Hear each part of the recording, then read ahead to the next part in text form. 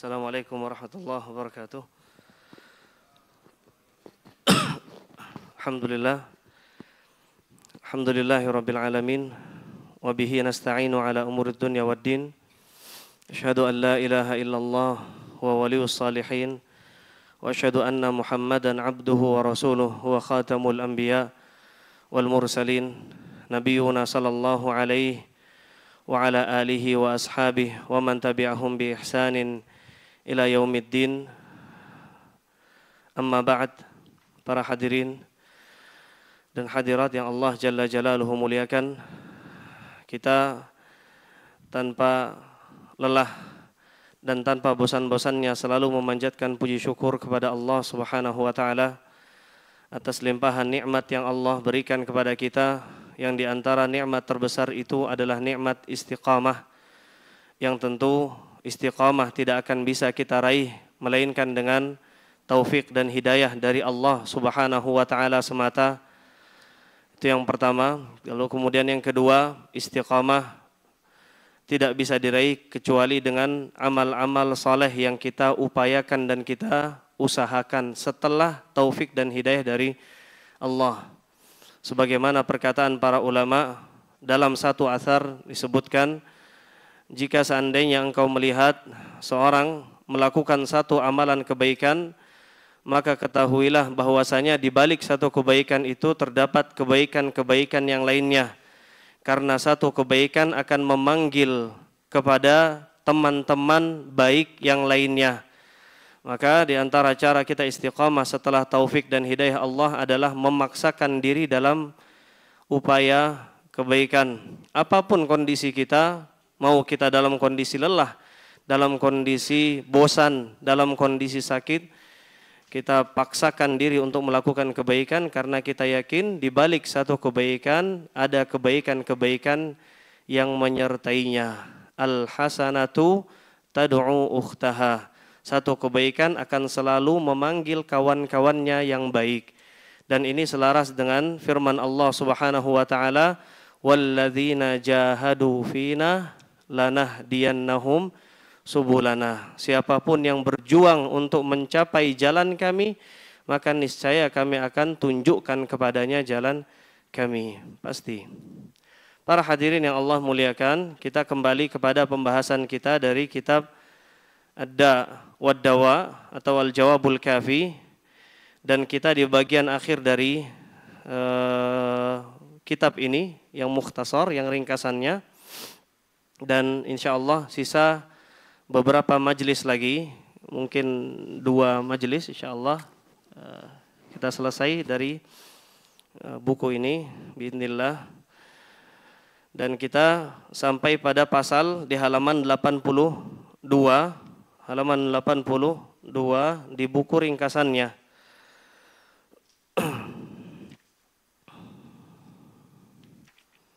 Tentang anwa'ul mahabbah, tentang macam-macam cinta.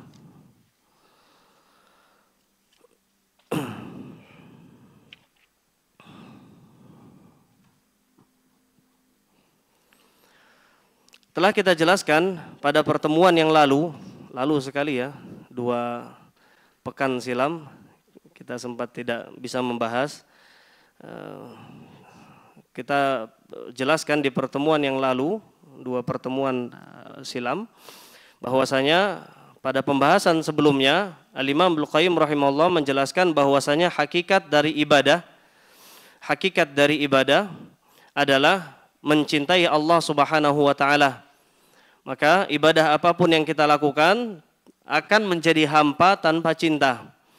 Seperti contohnya di dalam ibadah salat kita tidak hanya dituntut untuk melakukan gerakan-gerakan salat saja tanpa makna. Demikian pula kita juga tidak dituntut di dalam salat hanya sekedar mengucapkan lafaz-lafaz salat tanpa ada perasaan cinta kepada Allah Subhanahu wa taala. Tidak.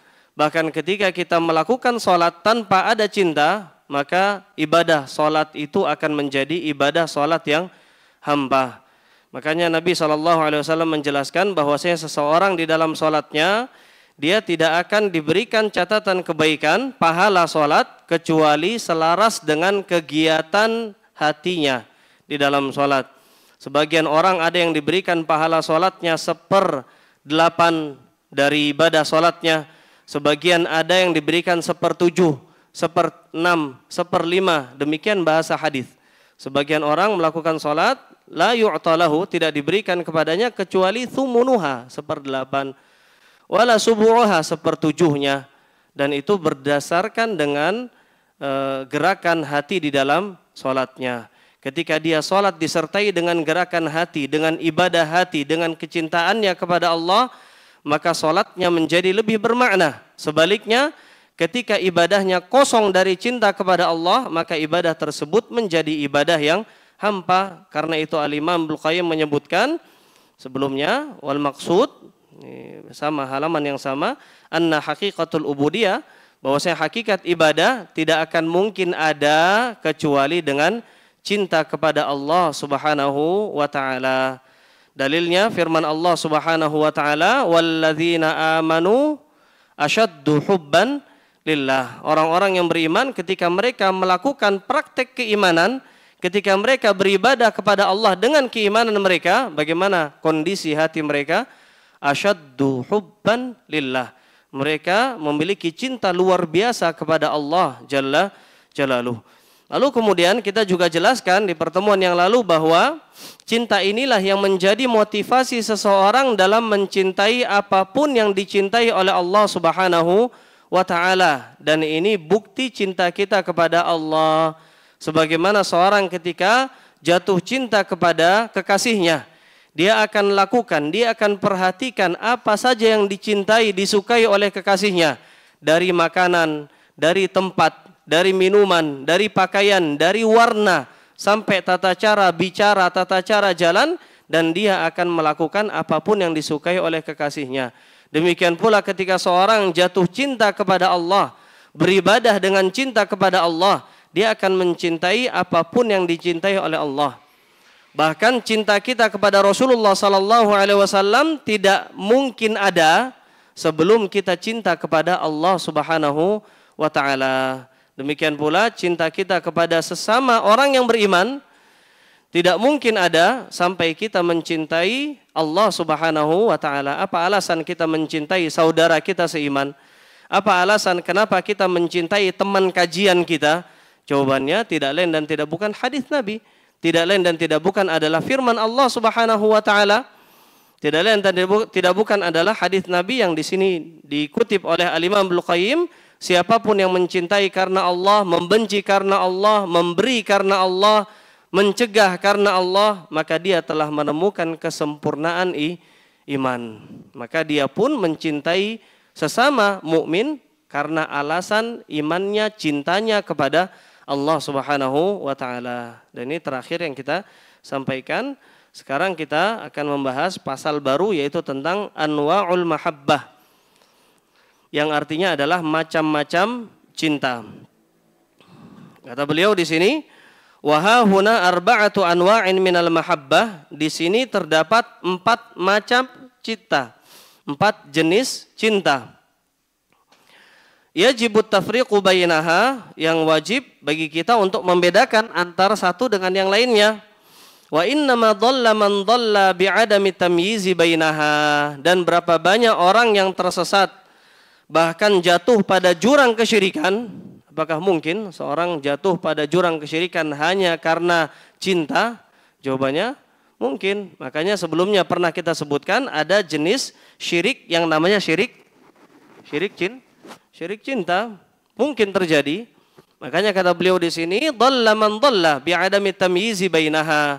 Betapa banyak orang yang tersesat karena tidak mampu membedakan antara satu jenis dengan jenis yang lainnya.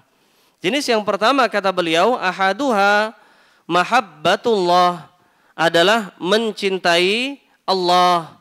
Kata beliau, wala takfi wahdaha fin najati min adzabillah. Kata beliau, dan mencintai Allah saja tidak cukup untuk memasukkan kita ke surga, tidak cukup untuk menyelamatkan kita dari azab dan siksa Allah Azza wa Jal. Tidak cukup. Kenapa tidak cukup? Karena ternyata seluruh manusia mengaku mencintai Allah Subhanahu wa taala. Bahkan orang-orang musyrikin, bahkan ahlul kitab Yahudi dan Nasrani, apakah mereka mencintai Allah atau tidak mencintai Allah? Mereka mencintai Allah. Karena itulah pernah kita sebutkan kaum musyrikin, mereka saking cintanya kepada Allah, bahkan mereka menamakan berhala-berhala mereka dengan nama-nama Allah. Contohnya seperti apa? Telah kita sebutkan berkali-kali. Contohnya seperti Al-Lata diambil dari Allah, kemudian Uzza diambil dari Al-Aziz, Al-Manat diambil dari Al-Mannan. Semuanya adalah nama-nama Allah. Dan Allah juga sebutkan dalam ayat yang sebelumnya kita jelaskan, wa minan nas may yattakhidhu min dunillahi andada. Sebagian manusia ada yang melakukan kesyirikan kepada Allah. Bagaimana bentuknya? Yuhibbunahum. Mereka mencintai sekutu Allah sebagaimana cinta mereka kepada Allah. Bukti ayat ini menunjukkan bahwasanya mereka pun mencintai Allah. Hanya saja mereka menggabungkan antara cinta kepada Allah dan cinta kepada selain Allah. Dan ini menunjukkan orang musyrikin mereka mencintai Allah. Apakah cukup menyelamatkan mereka dari siksa api neraka? Jawabannya tidak cukup. Mencintai Allah saja ini belum cukup untuk menyelamatkan kita dari neraka dan masukkan kita ke dalam surga. Sebagai contoh yang lain, ahlul kitab Yahudi dan Nasrani, mereka pun mencintai Allah. Bahkan orang-orang Yahudi, Allah sifati dalam Al-Quran, Allah sebutkan perkataan mereka dalam Al-Quran. Mereka terekam jelas dalam Al-Quran, mereka mengatakan nahnu abna'ullah wa ahibba'uh. Mereka mengatakan kami adalah anak-anak pilihan Allah dan kami adalah kekasih-kekasihnya Allah. Siapa yang mengatakan? Orang Yahudi. Dan ini menunjukkan mereka pun mencintai Allah Subhanahu wa taala. Bahkan tidak ada satupun kelompok sesat kecuali mereka semua mengaku mencintai Allah. Apapun kelompoknya, kelompok sesat apapun, mereka pun mengaku, mereka akan mengakui kami adalah mencintai Allah Subhanahu wa taala. Tapi apakah cukup? Jawabannya tidak cukup. Karena cinta itu membutuhkan pembuktian. Makanya Allah Azza wa Jalla turunkan ayatul mihnah, ayat pembuktian bagi mereka yang mengaku mencintai Allah. Kata Allah tabaraka wa taala, apa kata Allah dalam ayatul mihnah? Ya, wa in kuntum tuhibbunallah fattabi'uni yuhibbukumullah wa yaghfir lakum dzunubakum. Jika kalian benar mencintai Allah, apa buktinya? Apa ujiannya? Fattabi'uni, maka ikutilah aku. Ikutilah aku. Qul in kuntum tuhibbunallah. Nabi Muhammad perintahkan mereka, ikuti aku, kata Nabi Muhammad. Ikutilah aku, kemudian kata Allah tabaraka wa taala, fattabi'uni yuhibbukumullah, maka Allah akan membalas mencintai kalian dan Allah akan memaafkan dosa kalian. Dan ini disebut oleh para ulama sebagai ayat mihnah, ayat ujian. Bagi mereka yang mengakui mencintai Allah harus ada dengan pembuktian. Pembuktiannya adalah dengan mengikuti jalannya Rasulullah sallallahu alaihi wasallam. Dan ternyata ketika kita bentangkan jalannya Rasulullah sallallahu alaihi wasallam, kita akan lihat penyelewengan para kelompok-kelompok sesat. Demikian orang-orang Nasrani dan Yahudi, mereka semua menyimpang satu persatu dari jalannya Rasulullah sallallahu alaihi wasallam, membuktikan bahwasanya cinta kepada Allah saja dalam bentuk pengakuan itu tidak cukup. Jadi jelas ya maksud beliau, mencintai Allah dan ini tidak cukup.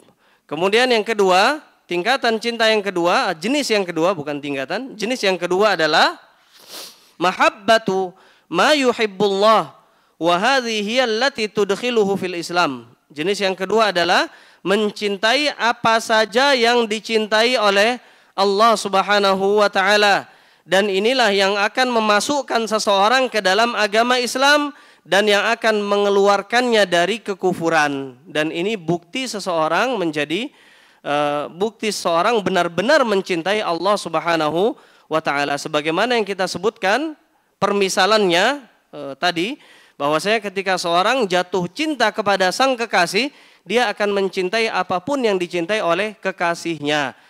Demikian pula kita dianjurkan untuk berdoa kepada Allah, Allahumma inni as'aluka hubbak wa hubba man yuhibbuk wa kulla syai'in yuqarribuni ila hubbik. Pernah berdoa seperti ini? Doakan agar kita mendapatkan cinta Allah. Artinya, Allahumma inni as'aluka hubbak. Ya Allah, aku meminta kepadamu, aku meminta cinta kepadamu. Dan aku memohon, wa Allahumma inni as'aluka hubbak wa hubba man yuhibbuk. Dan cinta orang-orang yang mencintaimu, yaitu cintanya orang-orang beriman. Wa kulla syai'in, dan cinta kepada segala hal yang engkau cintai. Dan ini diantara bukti cinta kita benar kepada Allah, jujur kepada Allah, tulus kepada Allah adalah kita mencintai apapun yang Allah cintai. Sebagai contoh misalkan Allah mencintai salat. Apakah kita mencintai salat ataukah kita memilah-milah? Oh, ini salat wajib, ini salat sunnah. Kalau ini salat wajib kita lakukan, kalau sunnah kan cuman sunnah. Terus kemudian tidak kita lakukan. Kalau masih levelnya seperti ini, berarti kita masih belum tahap mencintai benar-benar kepada Allah Subhanahu wa taala. Di antara contoh yang lain, di antara bentuk mencintai kepada Allah adalah mencintai datangnya bulan Ramadan. Bulan Ramadan kalau datang kira-kira kita mencintai kedatangannya atau kita membenci. Yang kita bayangkan adalah beramal soleh di dalamnya atau yang kita bayangkan adalah kelaparan lagi di siang hari. Mana yang kita bayangkan? Dari sini kita bisa mengetahui kadar kecintaan kita kepada Allah Subhanahu wa taala. Orang-orang yang beriman, mereka mencintai Allah plus mereka mencintai apapun yang dicintai oleh Allah Subhanahu wa taala. Mereka mencintai iman, mereka mencintai ahli iman, orang-orang beriman sesuai dengan kadar keimanan mereka. Dan ini yang kita sebutkan dengan wala dan bara, ya, loyal kepada mukmin dan benci bermusuhan kepada orang-orang kafir sesuai dengan kadar keimanan dan sesuai dengan kadar kekufuran. Semakin taat orang tersebut, semakin kuat istiqomahnya orang tersebut, maka kita pegang, semakin erat kita pegang tangannya. Semakin kita berloyal kepadanya dan semakin mudah kita mengucapkan uhibbuka fillah, aku mencintaimu karena Allah. Tapi semakin orang tersebut kufur kepada Allah, semakin memusuhi Islam dan kaum muslimin, maka kita pun akan semakin membencinya. Ini yang disebut wala dan bara. Orang beriman mencintai iman dan mencintai ahlul iman.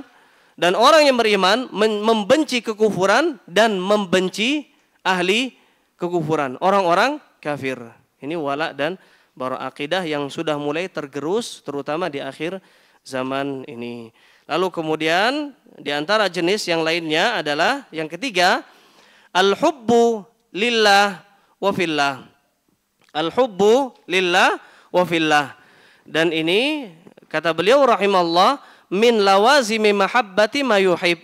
Di antara konsekuensi mencintai jenis yang kedua adalah kita mencintai karena Allah dan mencintai juga pada atau dengan alasan cinta kita kepada Allah Subhanahu wa taala. Dan inilah tingkatan keimanan yang paling tinggi. Tingkatan keimanan yang paling puncak adalah ketika kita mencintai karena Allah dan membenci karena Allah. Dan sudah kita sebutkan dalilnya di halaman yang sebelumnya. Mana dalilnya? Kata Nabi SAW, siapa yang mencintai karena Allah, man ahabba lillah wa abghadha lillah, membenci karena Allah, wa ata lillah, memberi karena Allah, wa mana'a lillah, tidak memberi karena Allah. Apa kata Nabi? Faqad istakmalal iman, maka imannya telah menjadi iman yang sempurna. Iman yang sempurna 100%. Kapan kita menemukan iman yang sempurna? Ketika kita benar-benar mencintai orang lain, bukan karena dunia, bukan karena satu hobi, bukan karena satu pekerjaan, tapi hanya karena nyaman ngobrol tentang dakwah, hanya karena nyaman ngobrol tentang keimanan, tentang amal-amal soleh, nyambung sama fulan, kita pun mencintai orang ini dan orang itu. Apa sebabnya? Karena Allah Subhanahu wa taala. Ketika kita menemukan ini, maka yakinlah bahwasanya kita telah sampai pada kesempurnaan iman. Kata Nabi SAW, min awthaqi ural iman al-hubbu fillah wal bughdu fillah. Di antara bentuk kuatnya, kokohnya keimanan, tali keimanan adalah ketika kita sampai pada derajat mencintai karena Allah dan membenci karena Allah. Ini tingkatan ini jenis yang ketiga. Kemudian jenis yang keempat adalah, dan ini jenis cinta yang syirik. Jenis yang keempat adalah al-mahabbatu ma'allah. Mencintai yang lain bersama Allah. Mencintai yang lain bersama dengan Allah. Dan telah kita sebutkan sebelumnya bahwasanya cinta itu ada dua macam. Agar kita tidak bingung, bagian mana yang termasuk cinta kesyirikan, bagian mana yang tidak masuk pada cinta kesyirikan. Apakah ketika kita mencintai anak kita, di sisi lain kita pun mencintai Allah, apakah ini termasuk di antara jenis keempat ini, mencintai sesuatu bersama Allah? Jawabannya bukan dan tidak termasuk. Apakah ketika kita mencintai istri, mencintai makanan tertentu, mencintai minum karena kehausan, mencintai tidur karena kelelahan, di sisi lain kita pun mencintai Allah, apakah ini kita jatuh pada kesyirikan cinta? Jawabannya tidak. Makanya kita jelaskan bahwasanya cinta itu ada dua secara umum, garis besar. Yang pertama cinta alami, atau yang kita sebut dengan bahasa mahabbah adiyah, mahabbah tabi'iyah. Mahabbah cinta tabi'iyah yang alami, yang selaras dengan tabiat manusia. Maka cinta yang pertama ini tidak masuk kepada ranah kesyirikan. Kemudian cinta jenis kedua adalah mahabbatu ibadah atau mahabbatul ibadah. Cinta yang kedua adalah cinta ibadah. Dan inilah yang masuk ke dalam kesyirikan ketika kita mencintai Allah dan mencintai selain Allah. Ini secara garis besar, atau bisa kita perinci. Al-Imam Ibnu Qayyim rahimahullah menyebutkan bahwasanya cinta itu tidak satu tingkatan, tidak satu level. Tapi ketika kita mencinta, maka cinta itu ada banyak tingkatannya. Cinta yang pertama disebut dengan cinta alaqah. Cinta alaqah ini level terendah. Alaqah itu ketergantungan. Kenapa alasannya kita mencintai fulan atau fulanah? Karena kita punya ketergantungan kepadanya. Oh, dia yang menafkahi. Dia yang ngopeni kita, ngopeni anak-anak kita. Maka kita pun jatuh cinta kepadanya. Ini cinta tingkat terendah karena ada sebabnya, karena ada alasannya. Disebut dengan hubbul alaqah, mencintai karena alasan al-hubbu li ajlil alaqah, mencintai karena alasan ketergantungan. Kemudian cinta yang kedua, tingkat yang kedua adalah yang disebut dengan gharam. Gharam itu adalah cinta yang membara. Cinta yang kita temukan apinya berkobar-kobar dalam diri kita. Dan ini biasanya orang ketika pertama kali jatuh cinta, orang ketika pertama kali menikah, orang ketika pertama kali jatuh hati, maka dia akan menemukan cintanya berkobar-kobar. Ini disebut dengan gharam. Kemudian ada tingkat cinta yang ketiga disebut dengan al-ishq. Al-ishq. Al-ishq ini dari sini diambil bahasa asyik ya. Asyik itu apa? Asyik itu nikmat sekali. Asyik. Diambil dari bahasa Arab al-ishqu. Al-ishqu itu artinya adalah mabuk cinta. Mabuk asmara. Kalau sudah sampai pada tahapan tingkatan al-ishqu, maka kita akan selalu mengingat dia. Yang terbayang, yang terkenang selalu dia. Bahasanya mungkin kalau kita mau tidur, ingat dia. Kalau kita mau makan, ingat dia. Mau minum, ingat dia. Mau kerja pun ingat dia. Selalu mengingat. Ini tahapan apa? Tahapan al-ishqu. Al-ishqu. Kemudian tahapan yang setelahnya disebut dengan tatayyum. Ini kalau kita cari dalam bahasa Indonesia, padanannya nggak bakal ketemu. Nggak bakal ada. Tapi dalam bahasa Arab ada ternyata. Cinta itu bukan cuman al-hubbu tok saja. Enggak. Tapi cinta itu macam-macam. Apa tadi? Ada al-alaqah, kemudian ada al-gharam, kemudian ada al-ishqu, lalu kemudian ada at-tatayyum. Tatayyum ini adalah cinta atau bisa kita artikan sebagai budak cinta. Menjadi budak orang yang dicintai. Tatayum inilah yang tidak boleh ada bercokol dalam hati kita kecuali hanya kepada Allah Subhanahu wa ta'ala. Kita tidak boleh menjadi budak cinta kepada manusia. Kita tidak boleh menjadi budak cinta kecuali hanya menjadi budak cintanya Allah Subhanahu wa ta'ala. Makanya ada istilah taimullah. Taimullah itu artinya hambanya Allah, budaknya Allah karena cinta. Karena cinta. Maka ketika seorang menjadi budak cinta, dan apa karakter seorang menjadi budak cinta, dia merendahkan diri serendah-rendahnya secara total. Dia selalu mentaati apa yang diucapkannya. Sama seperti orang ketika melakukan kesyirikan di kuburan-kuburan para wali. Ketika ziarah, bahkan pernah kita dapati orang ketika berziarah, dia nggak mau berjalan itu. Ketika mundur, berjalan keluar, dia tidak mau berjalan membelakangi. Dia benar-benar menghadapkan wajahnya ke arah makam itu. Jadi mundur itu dengan benar-benar mundur, wajahnya tetap mengarah kepada makam.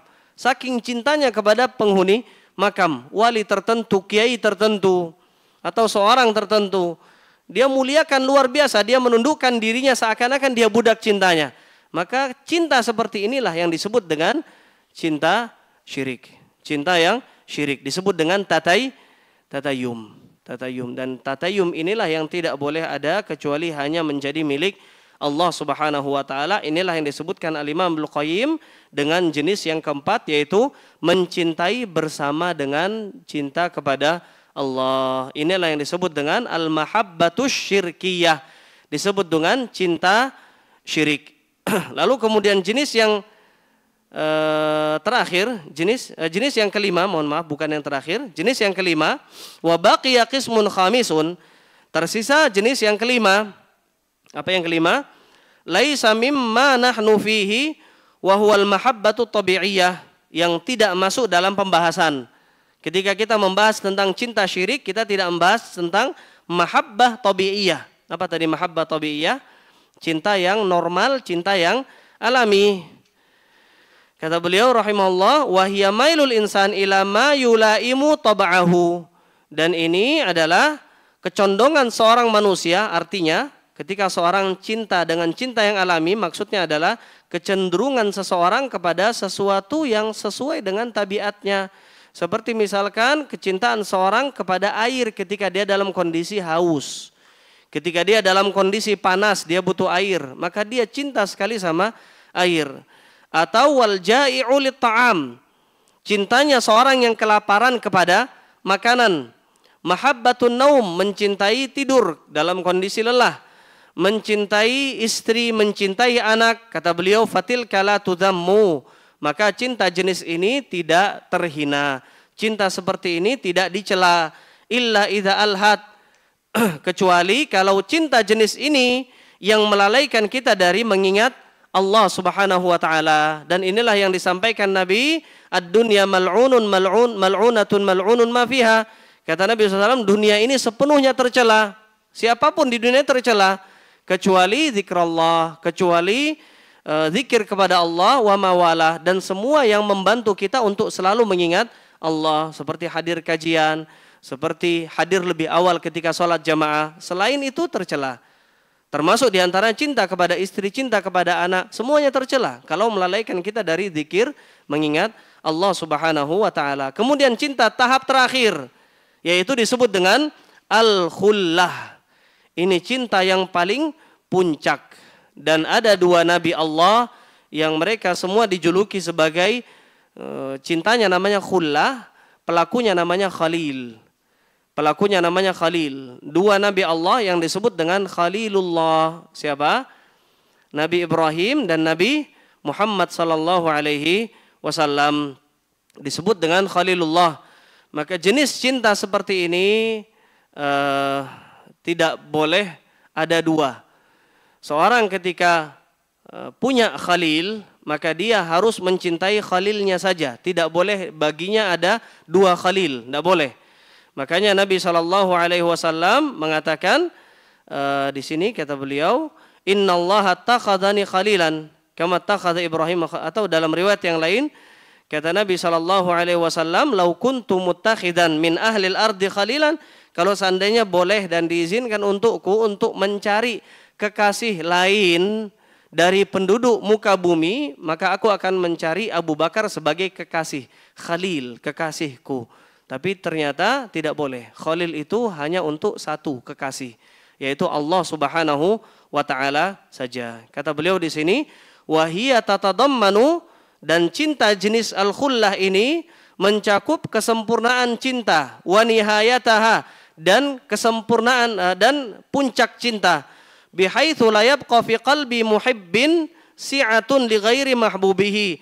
Karena ketika seorang mencintai pada tahapan al-khullah, tidak boleh tersisa dalam hatinya kecuali hanya kekasihnya yang satu itu saja. Tidak boleh menduakan cintanya kepada yang lainnya. Makanya Nabi Ibrahim alaihi salatu wassalam dahulu ketika belum memiliki anak, maka cintanya hanya satu kepada Allah Subhanahu wa taala saja. Namun kemudian ketika Allah Subhanahu wa taala memberikan kepadanya rizki, anak satu-satunya di usianya yang tua renta, bahkan istrinya mengatakan, "Aali dua anak ajuzun wa hadza ba'li syaikha." Apakah mungkin aku melahirkan sedangkan aku mandul, sedangkan aku wanita yang tua dan suamiku ini juga tua renta? Mungkin apa tidak? Maka mungkin bagi Allah Subhanahu wa taala. Allah berikan kepada Nabi Ibrahim dan istrinya seorang anak laki-laki bernama Ismail. Maka kemudian Nabi Ibrahim alaihi salatu wasalam mencintai Ismail dengan cinta yang luar biasa. Lalu kemudian Allah Subhanahu wa taala, ini disebutkan dalam kitab Ad-Da' wa Dawa versi lengkapnya. Lalu kemudian Allah Subhanahu wa taala tidak meridai hal tersebut, tidak meridai bagi khalilnya untuk mencintai selain Allah Subhanahu wa taala, maka kemudian Allah pun menguji Nabi Ibrahim dengan ujian apa itu? Allah mimpikan dalam mimpi Nabi Ibrahim beliau menyembelih putranya satu-satunya, yaitu Ismail, sebagai bentuk ujian keimanan bagi Ibrahim, sebagai bentuk ujian kecintaan bagi Ibrahim alaihissalam, karena Khalil tidak boleh mencintai selain kekasihnya, yaitu Allah Subhanahu wa ta'ala. Makanya tadi kita sebutkan Nabi SAW mengatakan, kalau seandainya aku boleh diizinkan untuk mencari kekasih lain dari penduduk muka bumi, maka aku akan jadikan Abu Bakar sebagai kekasihku. Tapi kata Nabi SAW, walakinna sahibakum khalilullah. Namun sahibukum, sahabat kalian ini, siapa maksudnya? Nabi Muhammad SAW ini, sahabat kalian ini adalah kekasih satu-satunya milik Allah Subhanahu wa ta'ala. Ini selesai dari macam-macam cinta. Ini ada aqsamul mahbub, kemudian ada pembahasan setelahnya, tapi kita lewati saja karena ini pembahasan yang berulang. Nah, khawatir jamaah bosan, karena ada dalil yang sudah kita sebutkan, nanti kita akan sebutkan lagi. Seperti misalkan perkataan Umar ketika Umar bin Khattab diperintah oleh Nabi SAW untuk mencintai Nabi. Maka kemudian Umar bin Khattab mengatakan, sungguh engkau adalah kecintaanku, aku mencintaimu lebih dari apapun kecuali kepada diriku. Artinya nomor satu adalah cinta Umar kepada dirinya sendiri. Lalu kemudian cinta Umar kepada Nabi SAW, menjadikan cinta kepada Nabi menjadi nomor dua. Lalu kemudian Nabi katakan, tidak, jadikan cinta kepadaku menjadi cinta yang paling puncak, cinta yang paling tinggi, lebih cinta daripada cintamu kepada dirimu sendiri, wahai Umar. Dan ini kalau kita baca ulang ini, anak khawatir bosan ya. Jadi kita cukupkan, nanti kita akan bahas pasal yang berikutnya, kita lewati beberapa pasal ini sampai di halaman 87, pasal tentang dararu ishq suwar, tentang bahayanya mabuk cinta. Ini kita akan lanjutkan selepas azan. Ini sudah azan belum? Belum ya? 1 menit lagi. Ishq suwar, pasal dararu ishq suwar, artinya darar, artinya bahayanya. Ishq artinya apa? Ishq tadi mabuk cinta, aswar kepada idola, kepada kekasih, kepada, mohon maaf, gambar-gambar yang terlarang, gambar-gambar porno atau yang sebagainya.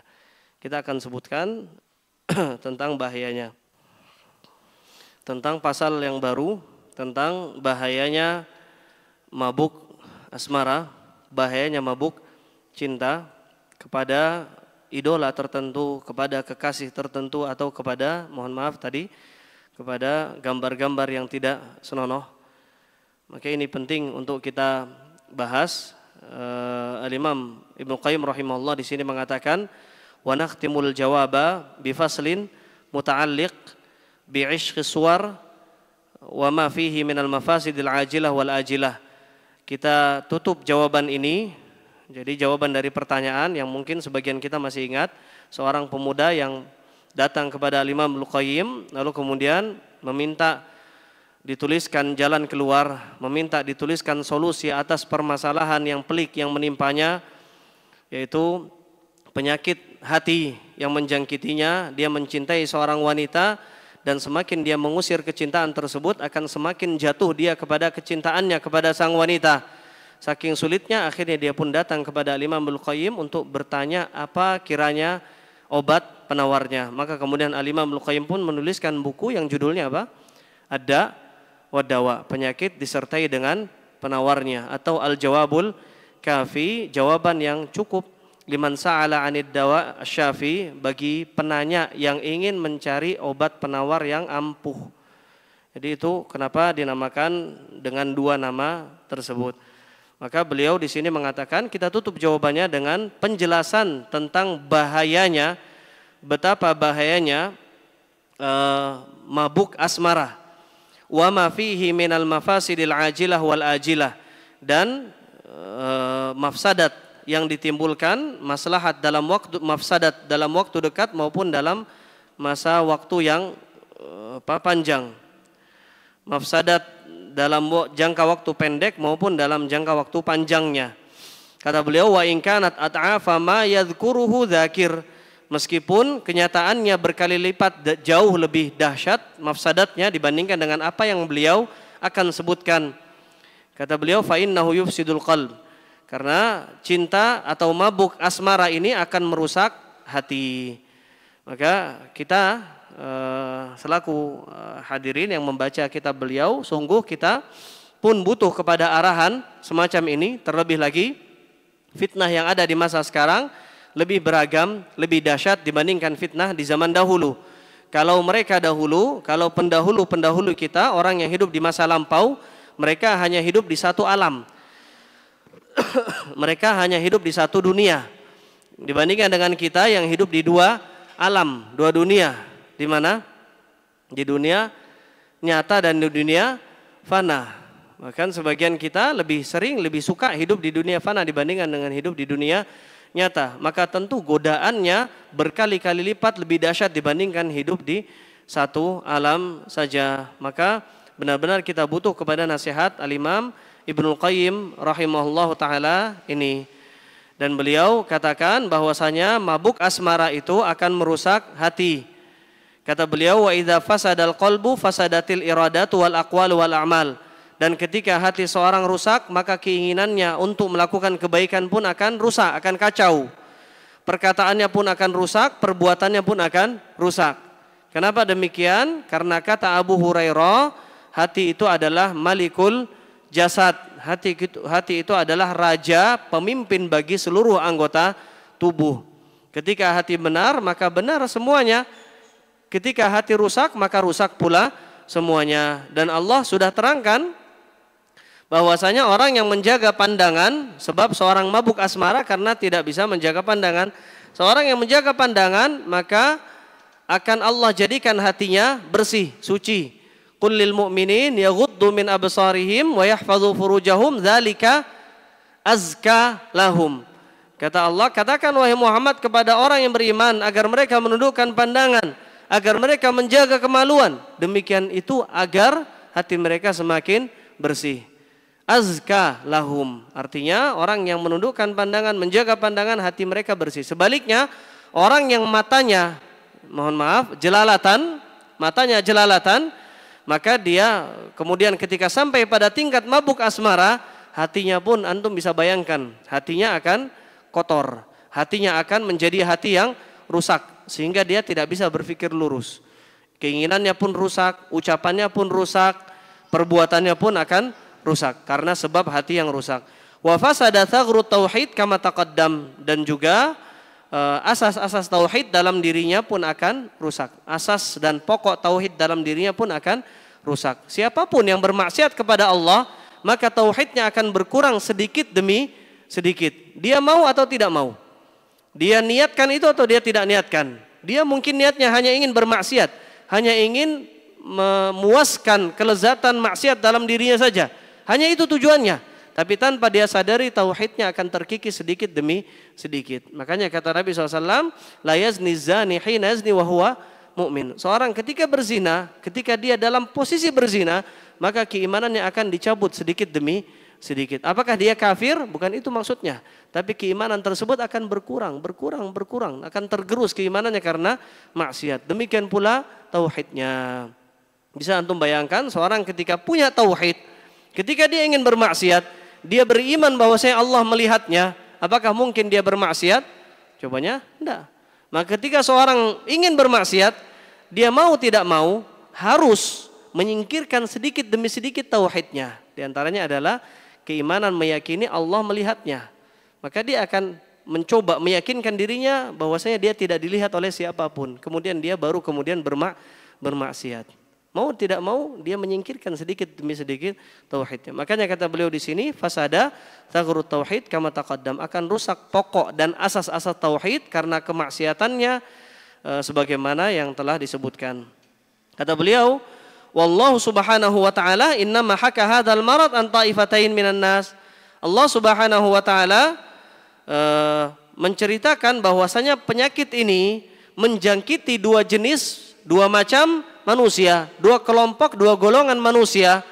Wahum, dan mereka adalah al-lutiyatu wan nisa. Yang pertama pelaku homoseksual. Pelaku homoseksual. Kita akan jelaskan Allah alam dalam pertemuan ini atau pertemuan berikutnya bagaimana bentuknya dan apa dalilnya, sampai beliau mengatakan pelaku homoseks pasti akan terjangkiti penyakit mabuk cinta. Demikian pula para wanita. Ini dua golongan yang paling sering terkena mabuk asmara, mabuk cinta.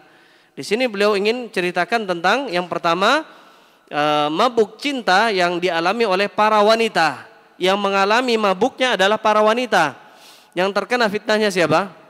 Para laki-laki. Sebagaimana kisah mabuk cintanya istri Al-Aziz di zaman Nabi Allah Yusuf alaihissalam. Kata beliau, fa akhbara, maka Allah Subhanahu wa taala menceritakan tentang mabuk asmaranya istri atau kasmarannya istri Al-Aziz li Yusuf kepada Nabi Allah Yusuf alaihi assalam, wa ma rawadathu wa kadathu bihi, dan bagaimana dia menginginkan Nabiullah Yusuf dan bagaimana dia merencanakan makar tipu daya kepada Nabiullah Yusuf alaihissalam. Wa akhbara 'anil hal allati sara ilaiha Yusuf bi sabrihi wa iffatihi wa taqwa. Kemudian setelahnya Allah juga menceritakan tentang kondisi Nabi Yusuf, keadaan Nabi Yusuf allati sara ilaihi Yusuf, ketika Nabi Yusuf lebih memilih kesabaran, lebih memilih menjaga diri dan lebih memilih ketakwaannya. Jadi Allah menceritakan dalam surat Yusuf dua kisah dalam kisah Nabi Yusuf. Yang pertama tentang betapa tergila-gilanya istri Al-Aziz kepada Nabiullah Yusuf. Kemudian Allah juga menceritakan bagaimana aqibatul husna, bagaimana akhir atau kesudahan yang baik bagi orang yang bersabar atas setiap fitnah dan ujian dari Allah Subhanahu wa taala. Tujuannya apa?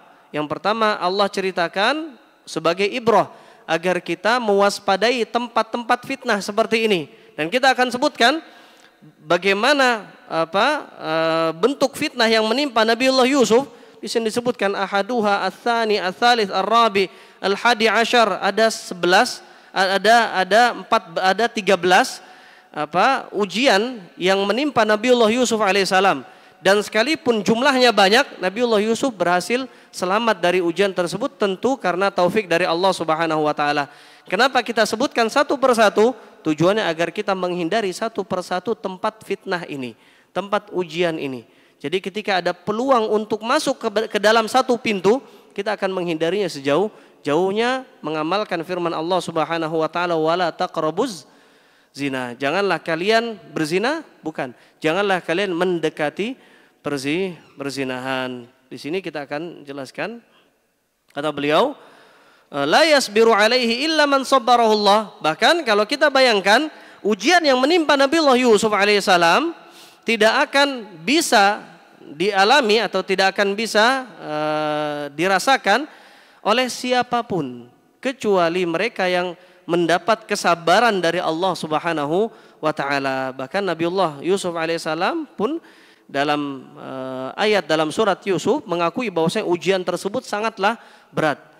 Kata Nabi Yusuf alaihissalam, laula an ra'a burhana rabbi. Kalau seandainya Nabi Yusuf tidak melihat ada cahaya burhan, petunjuk hidayah, taufik dari Allah Subhanahu wa taala, maka dia pun akan tersesat. Alaihi salatu wassalam, menunjukkan bahwasanya beliau pun tergoda, beliau pun manusia. Kata beliau, fa inna muwaqa'atal fi'li bihasbi quwwatid da'i wa zawalil mani. Kata beliau rahimahullah, karena terjadinya suatu perzinahan, suatu kemaksiatan akan terjadi karena dua sebab. Yang pertama ada motivasi, yang kedua terhalangnya halangan. Maksudnya apa? Adanya motivasi, adanya pendorong untuk melakukan maksiat. Sebagai contoh, dalam konteks yang lain, seorang ketika ingin mengambil pinjaman ribawi, ada dorongannya atau tidak? Ketika tidak ada dorongan, dia belum pernah minjam, dia mungkin usahanya juga tidak terlalu bagus, dia yakin kalau dia pinjam di bank tidak akan diberikan pinjaman, maka ini dorongannya nggak ada. Maka dia tidak melakukan kemaksiatan karena tidak adanya dorongan. Berbeda dengan orang yang punya dorongan, motivasi, seperti dia sudah pernah minjam sebelumnya. Dia punya catatan pelunasan hutang yang lancar, yang mulus. Maka kalau dia datang ke bank akan diberikan pinjaman, ini dorongan. Kemudian kemaksiatan itu tidak akan terjadi yang kedua kecuali ketika hilangnya halangan. Kalau tidak ada halangan, dia ingin meminjam, istrinya tidak memberikan nasihat, keluarganya juga tidak memberikan nasihat, mudah jalannya menuju tempat bank dekat di rumahnya, maka tidak adanya halangan, dia pun jatuh pada dosa riba. Dia pun jatuh pada laknat Allah, laknat Rasulullah sallallahu alaihi wasallam. Demikian pula seorang ketika ingin berzina, mudah baginya untuk jatuh pada dosa perzinahan ketika ada dua hal. Yang pertama adanya dorongan, yang kedua tidak adanya halangan. Tidak adanya halangan. Apa bentuknya? Ini bentuknya beliau katakan, ka'anna da'iha huna fi ghayatil quwah. Seperti dalam kisahnya Nabi Yusuf alaihissalam, maka dorongannya luar biasa kuat. Wa dzalika min wujuh. Hal tersebut rinciannya seperti berikut. Yang pertama adalah marakkabahu Allah subhanahu fi tab'i rajuli min mailihi ilal mar'ah kama yamilul 'atshanu ilal ma'. Yang pertama adalah, dorongan yang pertama adalah tabiat pria, fitrah laki-laki yang Allah ciptakan untuk cenderung kepada wanita. Sebagaimana kata Nabi SAW, hubbiba ilayya min dunyakum an-nisa. Allah jadikan aku mencintai sebagian dari dunia, yang Nabi cintai adalah wanita. Di antara yang Nabi cintai adalah wanita. Dan kita pun demikian. Allah jadikan fitrah kita sebagai laki-laki mencintai wanita. Demikian pula Nabi Yusuf alaihissalam. Nabi Yusuf, sekuat apapun imannya Nabi Yusuf tetap manusia. Nabi Yusuf tetap laki-laki yang memiliki tabiat kecenderungan kepada wanita. Seperti kecenderungan seorang yang haus untuk minum. Seperti itu pula. Bahkan cenderungnya syahwat itu lebih luar biasa dibandingkan keinginan untuk minum dan makan. Seorang mungkin bisa tahan lapar, seorang mungkin bisa tahan dahaga, tapi kepada syahwat wanita dia tidak bisa bersabar. Ini lebih dahsyat. Ini yang pertama, dorongan yang pertama. Kemudian dorongan yang kedua adalah, sebab yang kedua, mudahnya Nabi Yusuf untuk melakukan perzinahan yang tidak beliau lakukan. Anna Yusuf alaihi salam kana syaban, adalah pemuda. Dan kita paham, kata beliau, syahwatus syab, syahwatnya para pemuda adalah syahwat yang kuat, syahwat yang berkobar-kobar, berapi-api. Lalu kemudian yang ketiga ditambah lagi, annahu kana aziban, bahwasanya Nabiullah Yusuf alaihissalam azb. Azb itu artinya belum menikah, bujangan, laisa lahu zaujah, dan tidak memiliki istri, wala sariyah, juga tidak memiliki budak. taksiru thawrata syahwah, yang bisa menghancurkan gelora syahwatnya.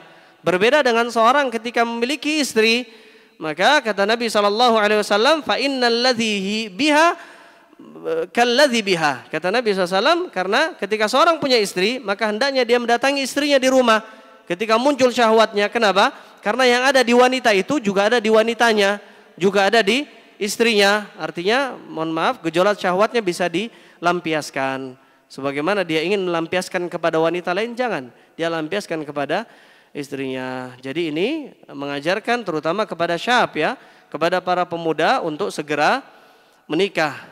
Terutama di zaman sekarang, kalau dia punya ba'ah, punya kemampuan secara finansial, punya kemampuan secara mental, punya kemampuan secara fisik, maka hendaknya dia melakukan pernikahan. Kemudian yang keempat, dorongan yang keempat adalah annahu kana fi biladi gharbatin, fi biladi gharbah. Nabiullah Yusuf alaihissalam berada dalam lingkungan yang asing, lingkungan masyarakat yang tidak mengenalnya. Maka seorang punya keinginan untuk melakukan maksiat di negeri yang asing, berbeda dengan keinginannya untuk melakukan maksiat di negerinya, di kampungnya, di masyarakat yang mengenalnya. Makanya ada istilah maling itu tidak maling di tempatnya sendiri. Kenapa? Karena dia tahu orang-orang sekitar mengenalnya, dia akan maling di tempat yang lain. Demikian pula orang akan mawas diri dari melakukan maksiat, dari berzina atau dari melakukan sesuatu yang aib ketika ia berada di kampungnya. Nabi Yusuf alaihissalam tidak berada di kampungnya. Nabi Yusuf menjadi budak, dibeli, lalu kemudian dibawa ke negeri Mesir. Ini bukan kampungnya, orang-orang tidak mengenalnya. Sekalipun dia bermaksiat, orang yang mencelanya pun sedikit. Maka ini pertimbangan yang lain. Kemudian yang kelima, annal mar'ata kanat dzata mansibin wa jamal. Ini yang jauh lebih sulit lagi. Bahwasanya wanita yang menggodanya itu bukan wanita sembarangan, bukan wanita yang tampangnya biasa-biasa saja. Kata beliau, wanita tersebut kanat dzata mansibin wa jamal. Wanita yang memiliki kedudukan, wanita yang memiliki kecantikan yang luar biasa, perawakannya luar biasa cantik. Maka ini ujian berat, siapapun yang lulus dari ujian tersebut, maka dia akan mendapatkan naungan di hari yang tidak ada naungan kecuali naungan Allah Subhanahu wa taala kelak. Ini sudah lewat waktunya. Allahu alam. Jadi ini masih kita lanjutkan insyaallah di pertemuan berikutnya. Namun yang ingin kita jelaskan bahwasanya dampak buruk dari mabuk cinta ini luar biasa. Bahkan di zaman dahulu ada seorang yang namanya, mungkin kita sering dengar ya, Majnun Laila, orang gila karena Laila, nama aslinya Qais. Orang gila karena Laila. Bahkan ketika Laila sudah disunting, sudah menikah, rumahnya pun sudah lama ditinggalkan, dia ketika lewat di rumahnya Laila, dia dalam bait syairnya dia katakan, amurru ala diyari Laila. Ketika aku melewati rumahnya Laila, uqabbilu dzal jidar. Lalu kemudian aku pun menciumi tembok rumahnya Laila yang satu dengan yang lainnya. Wa ma hubbud diyari syaghafna qalbi. Sungguh orang lain mungkin melihat saya gila. Orang lain mungkin melihat aku hanya mencium tembok. Tapi katanya walakin hubbu man sakanad diyar. Tapi sungguhnya yang aku rindukan, yang aku cintai, yang aku rindukan adalah pemilik rumah ini, yaitu Majnun Laila. Dalam satu kesempatan bahkan Majnun Laila ini pernah melewati jamaah sholat.